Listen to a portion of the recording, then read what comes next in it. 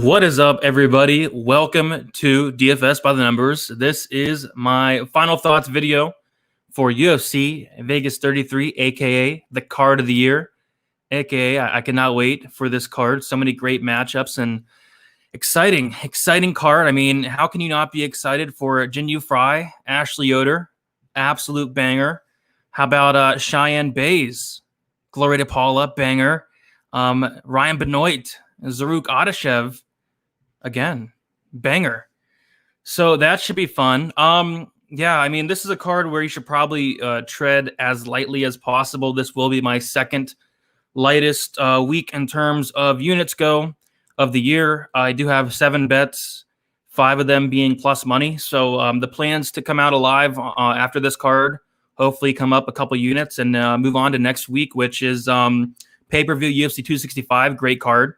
We did lose Amanda Nunes, Juliana Pena, but still, I mean, the card's still very good. So my plan is to start looking into that tonight, hopefully tape about half those fights, and then finish it up tomorrow and Sunday, and then go live for Stat Diggers with Uncle Weezy on Sunday, and get that out of the way there. So yeah, this card, I don't know, guys. Usually I try to be very optimistic about a card. But even like it was supposed to be 15 fights, and now we're down to 11. Daka's fight was off, and that was probably the best fight on the card at the time. And then Ronnie Lawrence, Trevin Jones, that fight's off. That was the fight I was looking forward to the most. So now we're left with Jinyu Fry, Ashley Yoder, Ryan Barberena, Jason Witt, Benoit, Adashev, Gloria Paula, Cheyenne Bays. It's just it's a mess. It is a mess, but it's another opportunity to make some money. I will have no parlays on this card.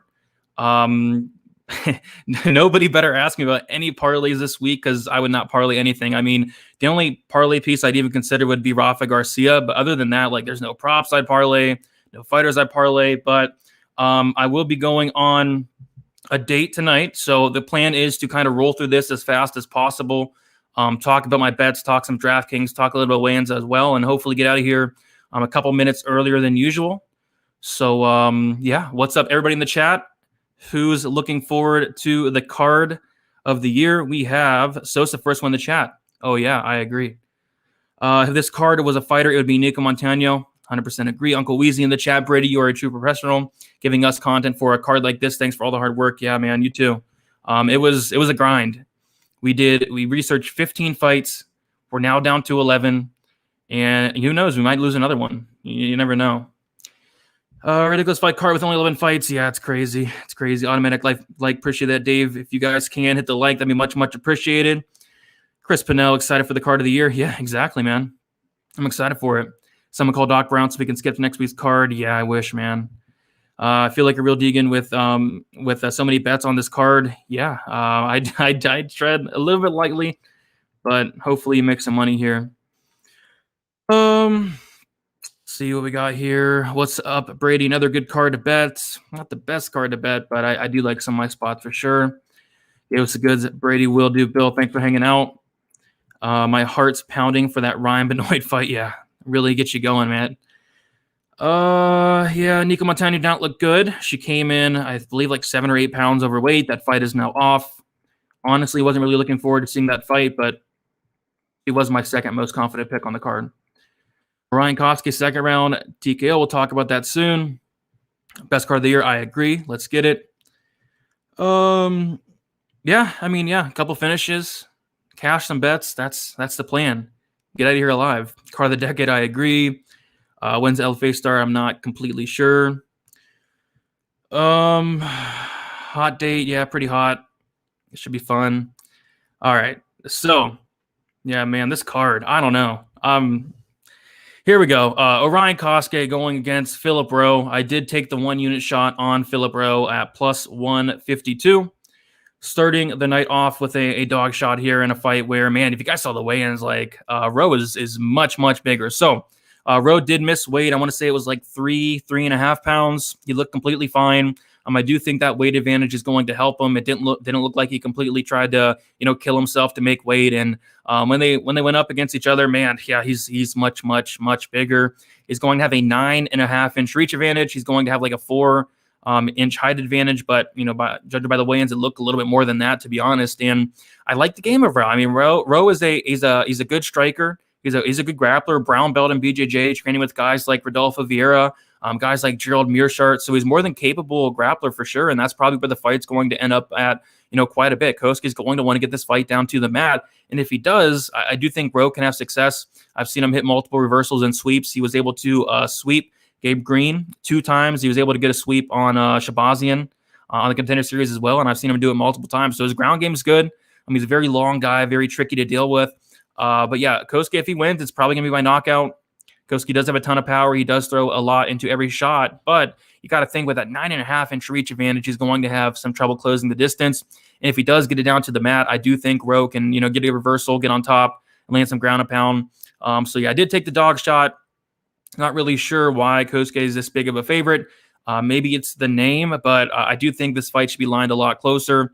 Could Kosuke knock Rowe out? Absolutely. Rowe has been knocked out before, but it was his very first MMA fight ever. But yeah, I took the dog shot here, plus 152, 1 unit on it.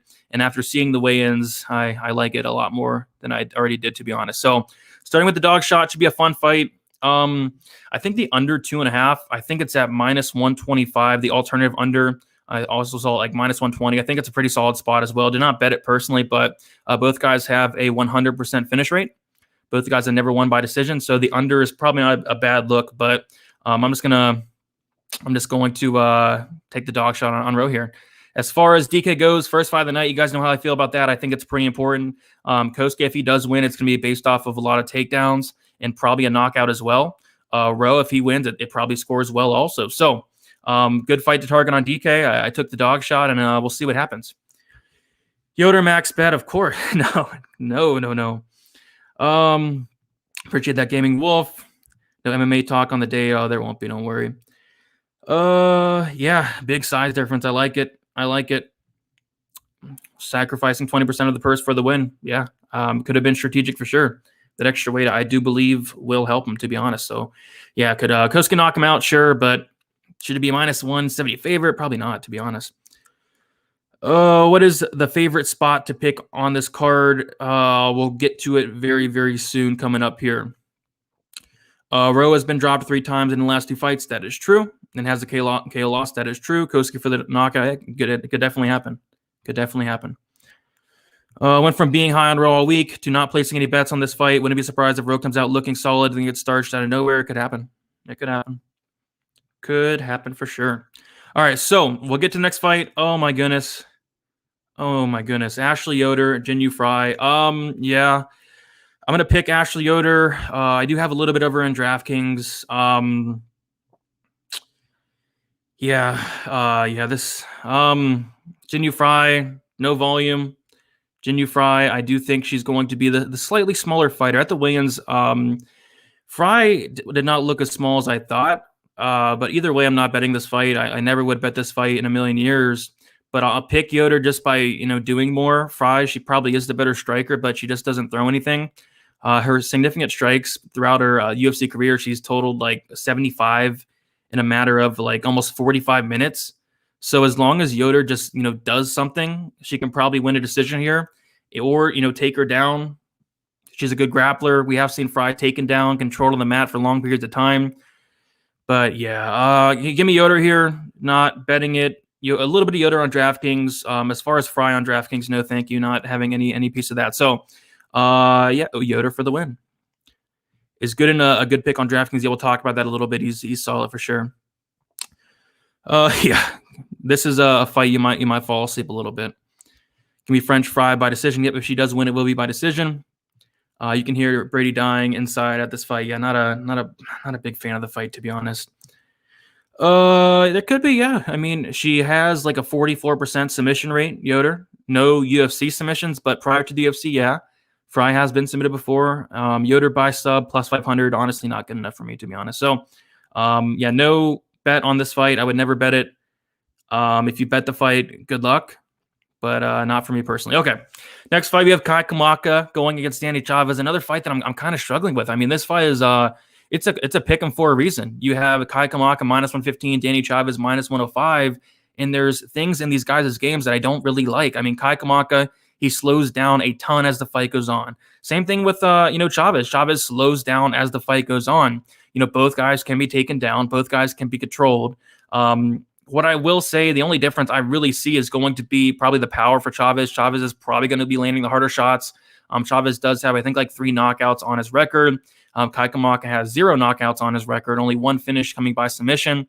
What I do like about Kamaka, though, is he throws a lot of volume. Very, very high volume in Kamaka. Can't really say the same thing about Danny Chavez. Danny Chavez is a very low volume striker. So I'm going to pick Kamaka just to out volume Chavez here, but it's a very close fight. I think whoever goes for takedowns in this fight can actually have a lot of success. Flip a coin. I'll pick Kamaka. I'll take the younger guy, the more volume, but it's a very, very close fight. As far as DK, I really just split my exposure down the middle 50-50. Wasn't really overly excited to target this fight, but once we lost those 2 fights, I ended up putting some more exposure on each guy. I'm like 20% on each guy. I don't really expect it to score all that well. Both guys not the best finishers in the world. It probably does go decision. But with 11 fights, I did mix in a little bit of exposure. I'd rather play this fight than the Ashley Yoder Junior Fry fight. So yeah, give me Kamaka for the win. Not much confidence, close fight, but it's a decent fight. One of the better fights on the card, so at least there's that. Every card needs a smoke break. Yep, and there's like 3 of them on this card. Kai's getting KO'd in the 3rd round. Could happen. Kai is being given a supposedly easy fight, man. I don't really think it's easy, but any chance Chavez by KO? Maybe. Chavez has some power. Kamaka's never been knocked out. I think if anybody gets finished, it's going to be Kai Kamaka getting finished, but I'm going to say Kai Kamaka wins the decision. Had Kai Kamaka saw him at weigh-ins and his eyes were moving weird, like drained weird. I switched to Chavez by 2nd round KO. Yeah, Kamaka is coming in on short notice, so maybe that's why. Did not notice anything bad for me, but maybe I'll have to go back and watch. But either way, no bet on this fight. The pick will be Kamaka for me. All right, Rafi Garcia going against Chris Grotsmocker on a card where you can't be confident in a lot of things. This is probably my most confident pick on the card, and that's pretty crazy because not like overly confident in Garcia here, but he's going to be the much younger fighter. I really like this guy. I mean, he's very young, 26 years old. He's very well-rounded, really good striking, very good wrestling and grappling as well. Has finished over half his wins by submission. And guess who has been submitted a ton? Chris Grotsmocker. Chris Grotsmocker has been finished in 100% of his losses. He took a pretty big layoff after that Joe Lozon win in. He came back against Alexander Hernandez and looked like absolute crap. Hernandez was able to finish him in that 1st round. And, I mean, he's not getting younger. He's not getting better, Maybe he does look a little bit better. Maybe there was some cage rust or whatever. But, Garcia, he's young. He's going to be improving each and every fight we see him. He took that hack brass fight on short notice, and he looked good. He looked good. He surprised me. He surprised a lot of people. I thought Hack Brass would knock him out in the 1st round. That didn't happen. He was competitive at times, clearly lost the fight, but hey, he went in there in short notice and made it competitive at times. So, yeah, I like Garcia here. But probably my most confident pick on the card, to be honest. So what I did was I parlayed Garcia with Amanda Nunes. And Amanda Nunes is now off the next week's card due to COVID, of course. So I now have a 2-unit straight bet on Garcia at -280, which is fine. But I also have Garcia wins inside the distance plus 160, 1 unit on that as well. So I have 3 total units invested into Garcia. If Garcia wins the fight, it should be a pretty solid night. So really counting on him to win here. And again, Chris Grotsmocker has been finished in 100% of his losses. Grotsmocker has never lost by decision. I think Garcia has a very good chance of getting a finish, whether it is a knockout or whether it is a submission. So as far as DK goes, I like Garcia quite a bit. I have him in my cash lineup. He's going to get takedowns more than likely, possible submission, possible knockout, possible finish in general, and should score pretty well at 9,500. As far as Grotsmocker, don't have much of him, to be honest. But yeah, need Garcia to win for it to be a solid night. 3 units invested on a card where I don't have many plays. He will be my biggest play of the night. So we'll see what happens, but I do like his chances here. Chris by 1st round, Darce plus 1,800, easy money. There you go.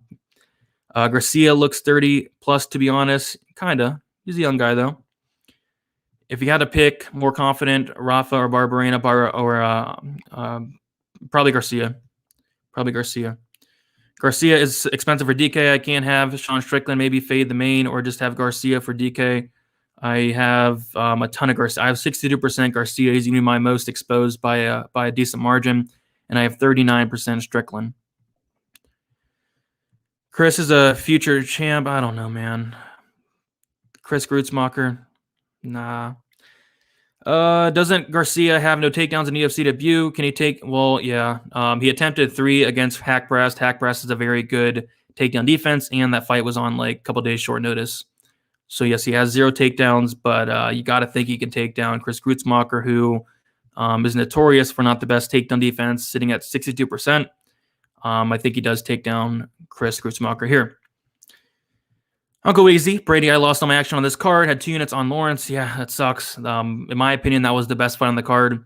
Please give me your best 7-leg parlay so I can have some action this weekend. Thanks for your hard work. Yeah. Somebody asked me in the comments on my video earlier this week, what's your best 6-leg prelim parlay? Like, what?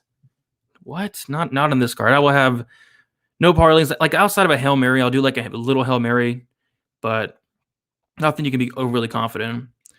Who has the weakest chin on the entire card? It's Jason Witt, and it's not even close. Okay, so we'll get to the next fight here. We have Colin Anglin going against Melsik Baghdasarian, and I do have a bet here. I have half a unit on Baghdasarian by knockout, plus 325. A lot of money has came in on that prop since then, and I like this guy. I like this guy quite a bit. His striking's phenomenal. Kickboxing champion, has a boxing background as well. This guy goes after it. He fights for your money. He looks for that finish. Prior to coming to the UFC, he had 4 finishes, and they all combined for like a minute of fight time. Like, this guy gets in and he gets out. But on the Contender Series, he did get extended, and he did slow down as the fight went on. But he was still able to win the fight. He was still able to outvolume his opponent on the Contender Series in rounds 2 and 3, although he did slow down quite a bit.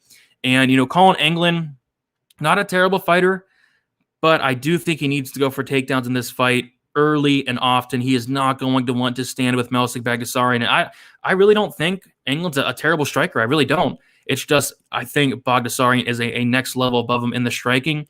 Anglin's pretty hittable, has a good chin, don't get me wrong, but you do not want to be hittable against this guy, Baghdasarian. I do think this guy is the real deal. Anglin's going to want to take him down right away. So I think Baghdasarian's very live for a knockout. The guy hits like a truck. And I took my shot, plus 325, half a unit on it.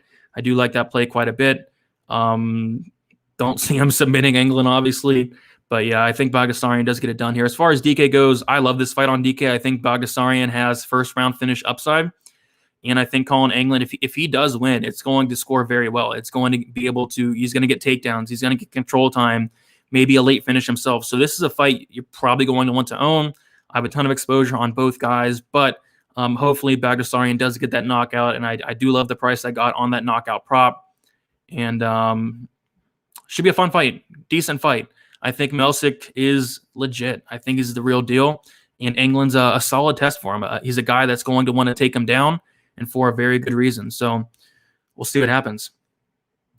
What is up, Dustin? Big Brady, how are you, my guy? Good luck this weekend. I'm doing all right. Have an interesting card coming up tomorrow. Was able to get all my content out early. Articles done. Got my betting breakdown done already. So going to go out to eat after this. So yeah, I'm doing pretty good. I'm going to research next week's card tonight. So that should be fun. But on the card, Witt might have the weakest in the UFC. Yeah, exactly. What's your best 3-week, 6-promotion, 5-man main event parlay? I have to think about that one, Dave, but I'll definitely get back to you. I have heard that Baghdasarian has a bad gas tank. Yeah, kind of. I mean, he did slow down quite a bit on the Contender Series, but he was still fighting through the, being tired. He looked good, but he did slow down. Did you study any Bellator fights? I did not. Just did not have time. I got to get ahead for next week. All right. So yeah, no Bellator for me, sadly. But yeah, I heard the Bellator card is better than the UFC card, and yeah, I do agree. All right, next we have Brian Barberena going against Jason Witt. And I do have a bet here as well. So, yeah, I took Bryan Barberena inside the distance at plus 100. And it's kind of stayed on that price all week. Yeah, I think if Bryan Barberena wins, it probably is inside the distance. And Jason Witt, in a 25-fight sample, has never lost by decision. Jason Witt has been finished 7 times, 5 by knockout, 2 by submission. I think a Bryan Barberena knockout is very likely.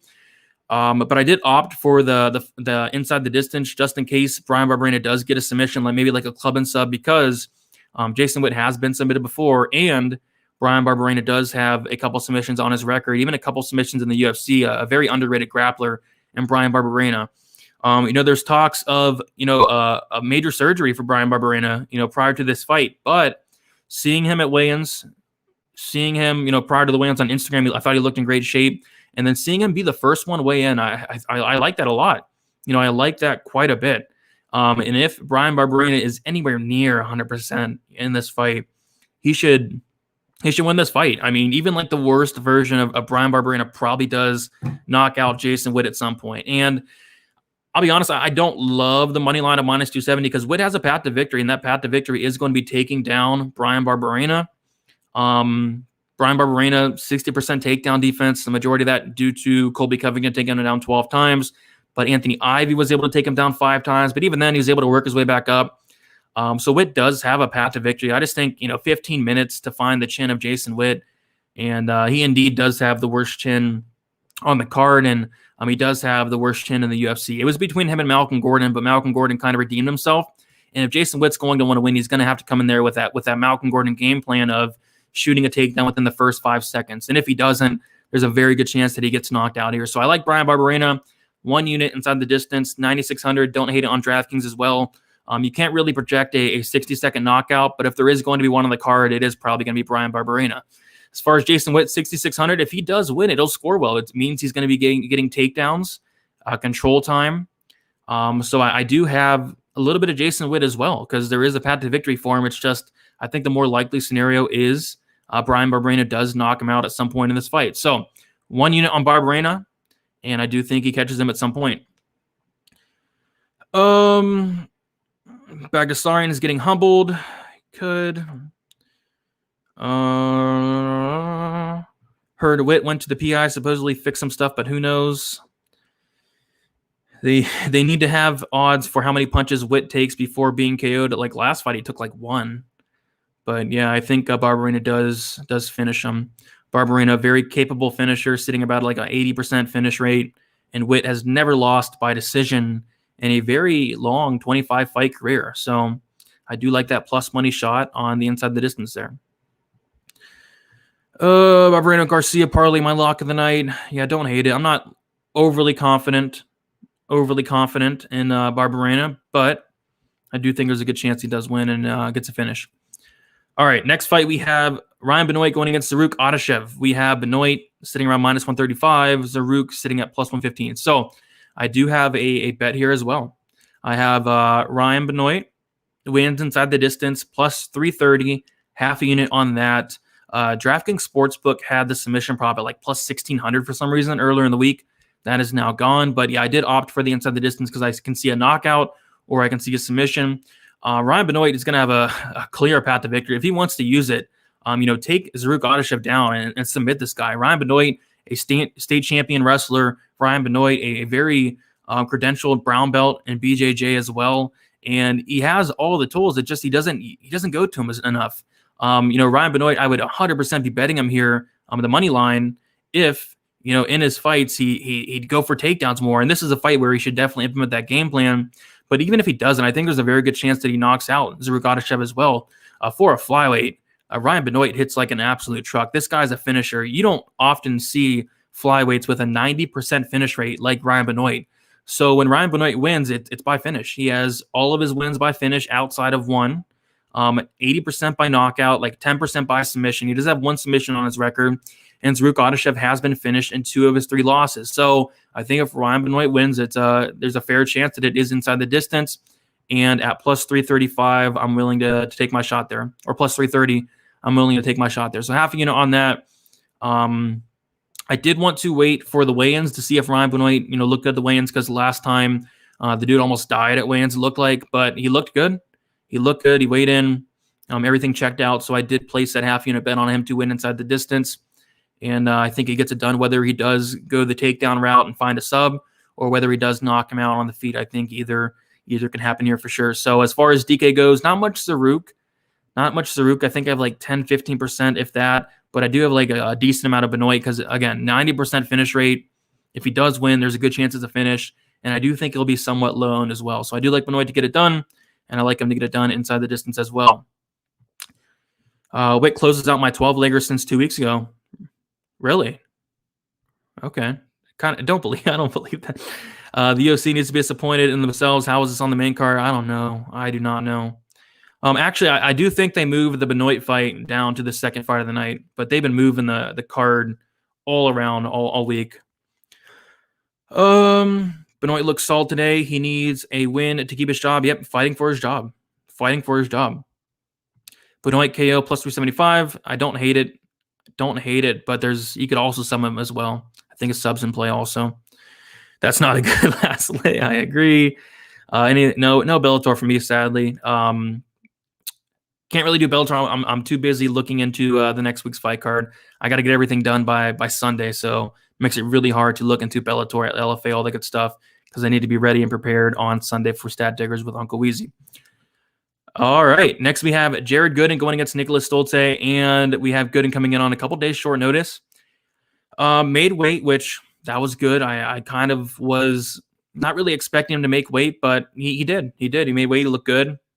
And this fight's very interesting, more so from a DraftKings perspective. I will not have a bet on this fight, but I do have interest on DK. So we're going to get a winner that is 7,000 and below. So it makes for a pretty important fight here. So I have like 43% Stoltze. I have 30% Gooden. So either fighter that wins has a solid chance of finding the optimal lineup, especially in how Gooden fights tend to go. Against Alan Joban landed like 169 significant strikes on Gooden, and I kind of looked through Joban's record, and that was the first time he's ever landed 100 significant strikes. So Gooden, he's very hittable. Just kind of a tough ass to come in here against Stoltze. Stoltze, somebody that's never been finished in his career. A very tough, very durable guy, very well-rounded as well. Stoltze, kickboxing background, has a nice submission game as well, finishing just about half his wins by submission. I could possibly see this fight finishing with Gooden coming in on short notice. Maybe he does either get an early finish or maybe he does slow down as the fight goes on. But yeah, this fight on GK, probably going to want to have some. You're going to get a winner that is very, very cheap. I didn't go all in on this fight because there are quite a bit of dogs that I do like from a DK perspective. But I think there's a solid chance that the winner of this fight does end up on the optimal lineup. Any other card where I didn't think there was a ton of live dogs, I'd probably be even heavier on it, but I do think there's a ton of live dogs on this card, so I didn't go all in on it. So as far as a pick, I will go Stoltze. He's going to be more prepared, had a full training camp, Gooden coming in on short notice. Tough ask, but I do think he's somewhat live. If he does win, maybe he does a finish. So I went about 43% Stoltze, and I went about 30% Gooden there. Oh, man. Have a bunch of Stoltze for DK. Yeah, me as well. Dudes seem really wary on Barberena. Are they just being soft? Yeah, I don't know what's going on. Barberena looked good to me on the scale. First one to weigh in. I think that's a good sign there. Gooden lose a decision. I'm with you there for sure. All right, do want to take a pause and shout out the sponsor, Pub Sports Radio. Go ahead over there, hit the subscribe. The boys will be going live tomorrow for the fights, live commentary, live betting, all that good stuff. And I will be going live with Uncle Weezy every Sunday, 7:15 p.m. Eastern Time. We do a show called Stat Diggers where we dive deep into the stats for every fight. Sadly, me and Uncle Weezy did 15 fights on Sunday. We are now down to 11 fights, but we will be right back at it this Sunday, breaking down UFC 265 and giving an early look for that. So, come join us 7:15 p.m. Eastern Time. And then I also have a very special announcement on that show that's going to be has to deal with my Tuesday show on Draftkings on Pub Sports Radio. I'm going to be doing a completely different show, and I can't wait to announce that. But yeah, I will be on Pub Sports Radio every Sunday and Tuesday, so check me out there and check out the boys. Yeah, and if you guys can hit a like, that'd be awesome. We have 170 people in here for this card. That is very impressive. Thank you all for hanging out. I know this card sucks. It's awful. It's terrible. Worst card of the year. Could be worst card in history. But we have 170 in here, and that's awesome, guys. Appreciate the support. Leave a like. Really does help me out. I will be going live 1 hour prior to the prelims tomorrow. I'm not sure when the card starts. I think it was supposed to start at 6, but we lost 2 fights, so it probably starts at 7. I'm not completely sure, but just know I'll be going live 1 hour prior to the fights, and then my bet breakdown video will be out tomorrow, Saturday morning. It's already recorded. It's scheduled for 6 o'clock, so should be fun. Should be a fun time. Thanks. Deep dive shows are so clutch. Appreciate that. Yeah, I like it. 265 and 266 are so stacked. I agree. I will be attending 266 live, to be honest, or in Vegas, T-Mobile Arena. Should be fun. I'll be there live. Great card to go to. That is the legit card of the year, 266. That card is phenomenal. Very excited to be able to go to that. That's the best card of the year, and this is the worst card of the year. It was over 1.5 rounds, a good parlay piece. Not for me, but people like to do it, but it's just like some of these are like minus 600 over 1.5. Like, what's the point, you know? But yeah, it's just not for me. All right. Okay. Next we have Cheyenne Bays going against Gloria DePaula.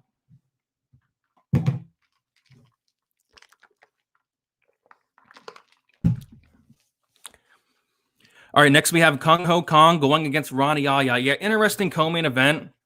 They've moved this co-main event. It's been like 5 different things. Now we have settled on Yaya versus Kong. And it's close to a pick'em, minus 115 for Kong and minus 105 for Yaya. So money's coming down to Yaya, and I kind of understand why. Like, this is a close fight. I think Kong should win. I think he should fight smart. I think he should stuff takedowns, keep it on the feet. I just have a little suspicion that he probably goes down to the mat with Ronnie Yaya, and I think he'll be fine. But going down to the mat with Ronnie Yaya, that's playing with fire. So I want nothing to do with this fight from a betting perspective. On a DK perspective, I do like Yaya as a dog at 7,700 because if he does win, it is going to be by submission. More than likely, the majority of his fights have been finished by submission. As far as a pick, I'll go Kong because I think he's going to fight smart and stuff takedowns. But there's a good chance that this does hit the mat and it will be very, very sweaty. So no play here for me. The pick will be Kong, but more of like a dog or pass situation in terms of DraftKings for me. What else did I want to mention? Anything about this fight? No, not really. Interesting fight. Not the best co-main in the world, but should be fun. Buys couldn't stop 15 minutes of headlocks. Yeah, Cheyenne Buys tricked people into thinking Montserrat Ruiz was good. If the Yon-Sterling pay-per-view actually gets moved stateside, I'll pay renter money. Fook Buys. You're me. No, I'm not. I'm a nice guy. Best break, Uncle Weezy, best breakdown of the Buys. DePaula fight I've heard all week really makes you think. Yeah, I mean, short and sweet. Short and sweet. Appreciate that, Big J360. Buys is sexy to me, but she can kick rocks. Her hubby is next. Oh my. DePaula unanimous decision plus 350. Yeah, I mean, I'm not betting on the fight at all. I see some people really confident in it. Yeah, I mean, yeah, good luck. I would never bet on that fight in a million years. Oh, as far as DraftKings for Buys and DePaula, I don't really have any of it, to be honest. I think I have maybe a little bit of DePaula. All right, so main event here. We're about 34 minutes. I am going to wrap it up short this week for a couple of reasons. The card's not great, and I do have some plans tonight. And I do want to start getting into 265 tonight as well. All right, so Strickland versus Hall. And I do have a bet here. I have the under 4.5 rounds, and I have it at minus 150. On some books, you can actually get minus 140. I saw like a minus 145 as well. So I did have 1.5 unit play on that. Covers both sides. Obviously, if Hall wins, it's not going to be a decision. If Hall wins, it's going to be a knockout. Sean Strickland has been knocked out before. Uriah Hall, a knockout artist, hits like an absolute truck. Sean Strickland, a capable finisher himself. If he does get it down to the mat, he has a very underrated grappling game. Could get a submission potentially, but more so, tons of volume. solid power himself. We have seen Hall finished 4 times. So I think there is a really good chance that there is a finish in this fight, whether it is Hall getting the knockout or whether it is Sean Strickland, that volume accumulating up until he does find a finish himself. So I do like that under there. As far as a pick, I'm going to take Uriah Hall. I'm well aware that Sean Strickland is the better fighter. I'm well aware that he is the more well-rounded fighter, and he is better in every aspect of MMA outside of the power. But Uriah Hall is going to have 25 minutes to find the chin of Strickland, and I do think he does at some point. It should be a fun fight. Should be a fun fight. Best fight on the card. Decent main event. It's a decent main event. But yeah, I'll take Hall as a dog here as far as a pick, not betting it. If you want to bet Hall, you might as well just bet the knockout prop. But Hall, 6,900 on DK, I like that quite a bit. If he wins, it's going to be on the optimal lineup. If he wins, it's by knockout. He's 6,900, so cheap. Sean Strickland, I have a decent amount as well because it is an 11-fight card. I'm not in love with it, but he should be landing a ton of volume. And I do think if Strickland wins, it's probably a finish as well. But ultimately, I do not really care who wins. I just need a finish. I'll be happy if Strickland finishes them. I'll be happy if Hall finishes them. I do like the under 4.5 rounds. I think someone is going to sleep, and it's going to close out the card of the year. Brady getting some Texas Roadhouse. Actually, it's going to be some Olive Garden. Going to Olive Garden. Should be fun. Don't know what I'm going to get yet, but hopefully something good. Where are you taking her to Chuck E. Cheese? No, not Chuck E. Cheese. Or him. Well, luckily, it is a her. Luckily, it's a her, so that should be fun. All right, so, yeah. What a card. What a card. So, I just wanted to recap my bets. Keeping it small, keeping it light. This will be my second lightest card of the year. I'd tread very lightly. This is not a card you want to completely empty your bankroll on. This is not a card where you want to do multiple parlays. Like, this is a card where just keep it small, keep it light. I do have 7 plays, 5 of them being plus money. Hopefully hit some plus money tickets here. Hopefully my 2 big plays hit, and hopefully make it out of the card alive with some profit and go into next week. Next week's a phenomenal card, like phenomenal card. No bets for next week yet, but I'm sure I will have some coming up very soon. So final bets, Phil Rowe, plus 152, dog, 1 unit on it. I do have Melsick, Baghdasarian, wins by KO, plus 325, half a unit on it. Brian Barberena wins inside the distance, 1 unit, plus 100. I did have a parlay with Rafa Garcia, parlayed with Amanda Nunes. Of course, Amanda Nunes is out of her fight, so it's now a 2-unit straight bet on Rafa Garcia, minus 280, which is fine. And then also Rafa Garcia wins inside the distance, plus 160, 1 unit on that. I have Ryan Benoit wins inside the distance, plus 330, half a unit on that. And then I have the under 4.5 rounds, minus 150, 1.5 units on that. Like my spots, I like the plus money, and hopefully Rafa Garcia gets it done. If he gets it done and the main event finishes, should be a solid night. But yeah, keeping the action to a minimum this week, as I suggest most people probably should do. It's not a card you want to really go all in for. See what we got. Gone is a lock. Nobody's a lock against Derek Lewis. Nobody's a lock, but I do think Gone does win. Hall hates Strickland's trash talking, though. He won't hesitate to hurt him. That is true. Hey, DFS, any good kissing sessions this week? Yeah, Milk Me always comes into my, usually the Saturday stream, and asks me questions about kissing. It's the weirdest thing. That's kind of weird, dude, but do appreciate you hanging out. Do appreciate the support. Much love, Brady. Enjoy your day. Appreciate that. Should be fun. More fun than this card. Oh my goodness. Okay, guys, I'll talk to you tomorrow. If you guys can hit the like on the way out, also subscribe. You can follow me on Twitter, DFS_numbers. Instagram is DFS by the numbers. I will be posting my bets for free as always on Saturday. We'll usually do some live tweeting. Don't know how much I'll be doing of that, but should be a fun card. All right, guys, that's about it. And good luck for UFC Vegas 33. Tune in to Stat Diggers on Sunday. We're going to bring the heat, me and Uncle Weezy. Can't wait for next week's card. I can't wait for it. That's about it, guys. And shout out to Billy. I see you in the chat, Billy. What's up, Billy? How you doing? And that's about it. See you guys.